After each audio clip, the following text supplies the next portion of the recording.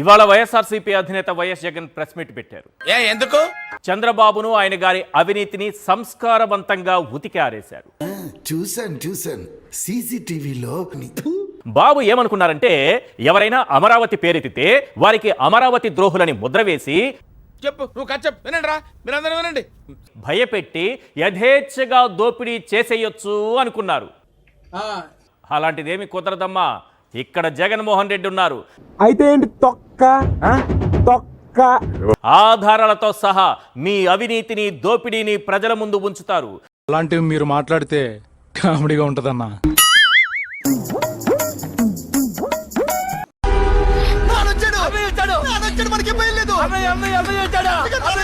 నేను అడుగుతా ఉన్నా, అసలు రాజ్యాంగంలో రాజధాని అనే పదం ఎక్కడైనా ఉందా అని?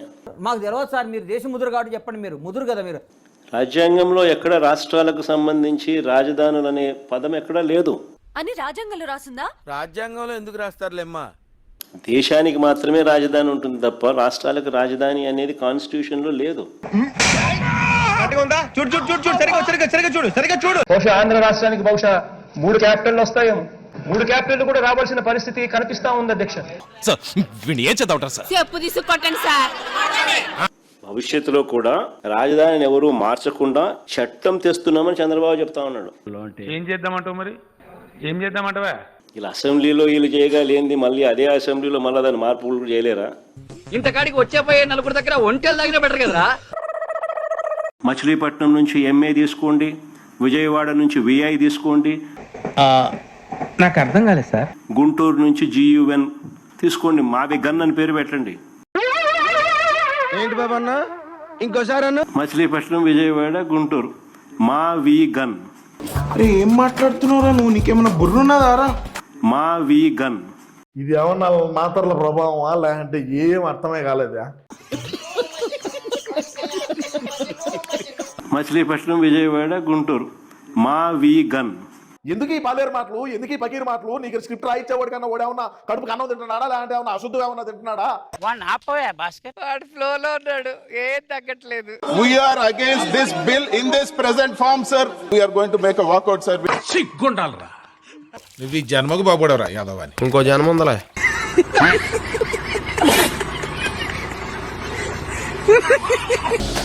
మీరంతా కొట్టేసేయాలని నాకేం పని సార్? ప్రొటెక్షన్ ఇస్తా ఉంటే నీ గవర్నమెంట్ ఏ గవర్నమెంట్ ప్రొటెక్షన్ ఇస్తా. అంతేగా అంతేగా.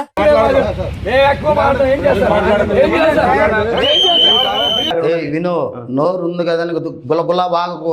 పాయింట్ లాకేషన్ లాగి పడితే ఎంత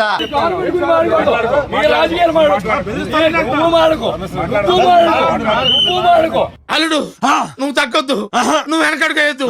మ్యాటర్ ఏంటో తెలిపోవాలి.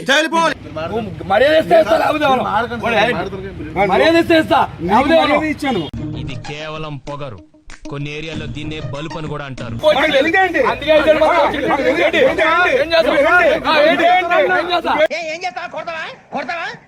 కొట్టాలంటే పెద్ద ఆలోచించి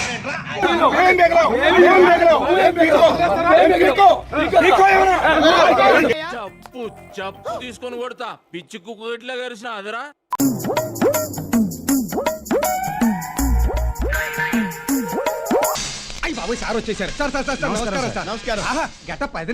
సంబరాల రాంబాబుగా మిమ్మల్ని అంటే బాగుందా లేకపోతే అంబటి రాంబాబుగా గుర్తు బాగుంటుందా?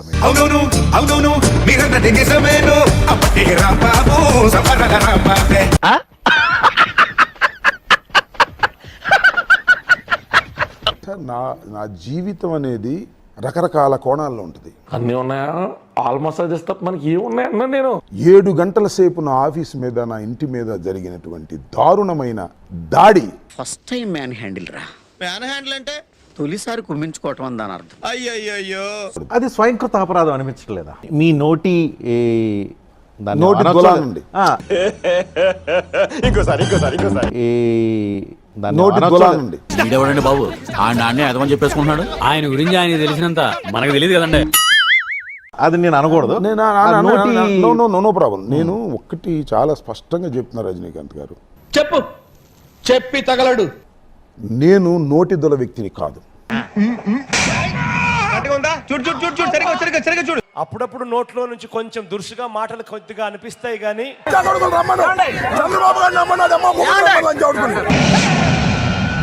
ఇప్పుడు ఎక్కడ కొట్టాలరా నిన్ను కొట్టకుండా పనే మార్గం లేదా? నేను 4:20 నిమిషాలకి నేను మాట్లాడింది తప్పు అని చెప్పా. నువ్వు చాలా షార్ప్ రా, అందుకే అంత లేట్ గా క్యాచ్ చేసావు. Thank you sir. 5 గంటలకు దాడి ప్రారంభమైంది. ఎన్ని గంటలకు ముగిసింది సార్? చెప్పేస్తున్నాడు రా, చెప్తాడన్నా. చెప్పమ్మా. 12:25 నిమిషాలకు ముగిసింది దాడి. అంటే 7:20 సేపు కరాళ నృత్యం చేశారే. రాత్రి అనంగా మొదలు పెట్టాడు సార్, తెల్లవారిన దాకా ఒకటే మ్యూజిక్. కార్లు పగలగొట్టారే, ఇల్లును ధ్వంసం చేశారే, నన్ను చంపడానికి ప్రయత్నం చేశారే. వీడప్పుడే బీబీసీ రేంజ్ లో ఎంచుకుంటున్నాడు. నా ఇంటి మీదకి వచ్చింది ఎవరండి? చెప్పండి పేర్లు. నాన్ కమ్మ ఎవరు ఉన్నారా? 1 2 3 4 5 6 ఆల్ ఆర్ కమ్మాస్. నోరు ఉంది కదా గుల్ల వాగకు. పాయింట్ లాకేసిన లాగి పడితే ఎంత? 18 రోజుల పాటు జైల్లో ఉన్నానే, కేసు మీద కేసు పెట్టారే. జైల్లోకి తీసుకెళ్లి 2 సిఐలు నన్ను కొట్టడానికి ఎందుకు ప్రయత్నం చేశారని అడుగుతా ఉన్నా. నేను చేతగాని వాడినా, తెలివి తక్కువ వాడినా? అదేంటంటే అంత బీపీ వచ్చింది, పోతారేమని భయపడ్డాను. పోలేదని డిసప్పాయింట్ అయ్యావా? ప్రజాబలం లేని వాడినా, 40% ఓటు బ్యాంక్ ఉన్నటువంటి పార్టీలో పుట్టిన వాడిని, పెరిగిన వాడిని. అయితే వెళ్ళి కాపు సోదరులారా రండి అని నేను పిలవాల్సిన అవసరం లేదు. వాళ్ళ గుండెల్లో మంట మండుతుందని చెప్తున్నా ఇవాళ సరే. నాకేం సంబంధం? మీనింగ్ లెస్ మాట్లాడగా ఏం నువ్వు మాట్లాడేది? ఏదో అంబటి రాంబాబు మీద దాడి చేస్తే Yes. కాపులందరూ గుండెల్లో మండిపోతుంది. ఖచ్చితంగా మండుతుంది. ఏదో అంబటి రాంబాబు మీద దాడి చేస్తే Yes. కాపులందరూ గుండెల్లో మండిపోతుంది. ఖచ్చితంగా మండుతుంది. తెలివి తక్కువ వాళ్ళు కాపులు అని నా ఉద్దేశం. తెలివి తక్కువ వాళ్ళు ఆవేశపరులు, మాంసాన్ని ఎక్కువ తింటారు, మందు బాగా తాగుతారు. ఇప్పటికీ చెప్తున్నా, లోకేష్ రాసిన రెడ్ బుక్ నా కుక్కలు కూడా లెక్క చేయమని చెప్పా.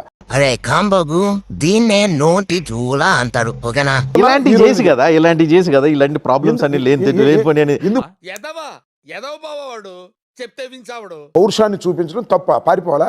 రెడ్ బుక్ చూసి మేము గడగడ వణికిపోవాలా? ప్యాస్ పోసుకోవాలా మేము? నేను జఫానికి తప్పలేదురా. నేను రివర్స్ మిమ్మల్ని క్వశ్చన్ అడుగుతాం. మీరు డిజిటల్ బుక్ అని చెప్పి ఇప్పుడు జిల్లా వారీగా ఏదో బుక్ రాస్తున్నారు, బుక్ పెడుతున్నారు. మీరు బుక్ చూసి వణికిపోవాలా? తెలియదు. ఏం పాయింట్ పెట్టావన్నా, సూపర్. కానీ ఒకటి చెప్పండి, ఇప్పుడు ఒక నానుడు ఉంది, జైలుకి వెళ్ళి వచ్చిన వాళ్ళు గ్యారంటీకి సీఎం అవుతారని. మీకు ఆ ఛాన్స్ ఉన్నట్టు లేదు. మా గెటబుల్ చూసి మీరు అపార్థం చేసుకుంటున్నారు. మాకంత పొజిషన్ లేదండి బాబు. నాకు ఆ ఛాన్స్ లేదు, నాకు కోరిక లేదు. కానీ ఈ నెగిటివ్ ప్రాపగాండాలో మీ మీద కొన్ని రకాల టైటిల్స్ ఖాయం చేశారు.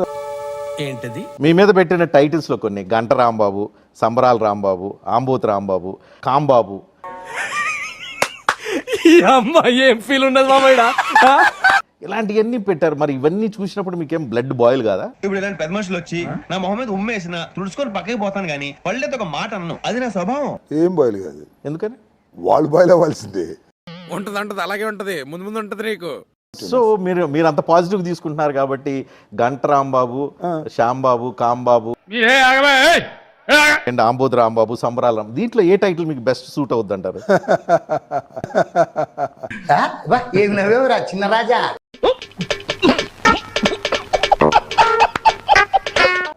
ఇప్పుడు వాళ్ళు పెట్టి నాకు సూట్ అవడం ఏంటి?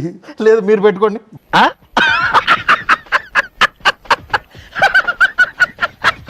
ఇంటర్నెట్లో ఉన్న మీ మీద నెగిటివిటీలో నుంచి కొన్ని ఫన్నీ ఎలిమెంట్స్ కొన్ని తీసాం, ఒకసారి చూద్దాం. చూడాలని ఉంది. ప్రతి ఇంటికి గంగిరెద్దు వచ్చినట్టు సంక్రాంతి రోజు నువ్వు కూడా డాన్స్ కిట్స్ తో భలే వస్తావు బాబాయ్. మంచిదేగా, ఏముంది?